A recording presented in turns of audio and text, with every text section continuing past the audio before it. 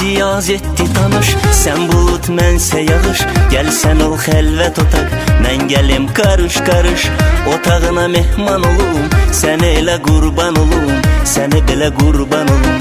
Gəl yağım izlərinə, süzülüm gözlərinə, sənə səssiz sarılım, qarışım sözlərinə. Ruhumda leysan olum, sənə belə qurban olum, sənə belə qurban olum.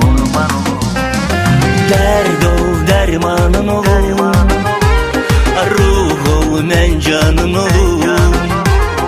Əksini gözümdə çəkim, hey baxım heyranın olum.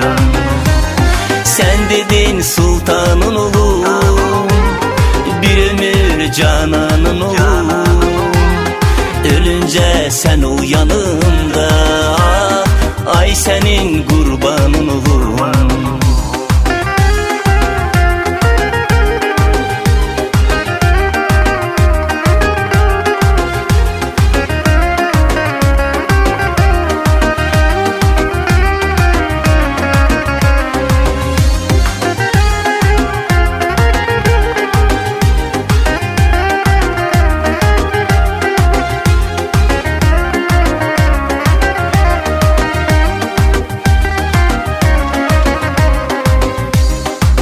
Külək olur ruhuma əs, gizli gəl görüşə tələs. Küləyində ətrini hiss eyləyim hər nəfəs. Yoxluğuna düşmən olum, sənə belə qurban olum, sənə belə qurban olum. Ürəyim sənlə gülür, çünki dərdindən ölür. Qəlbimində qəlbi var, onu da sənlə bölüm. Qoyma mən peşman olum, sənə belə qurban olum, sənə belə qurban olum. Dərd ol, dərmanın olum, ruh ol, mən canın olum. Əksini gözümdə çəkim, hey baxım heyranın olum.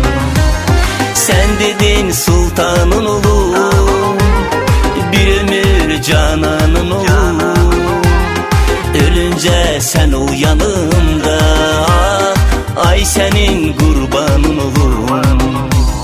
Dərd ol, dərmanın olum, ruh ol, mən canın olum.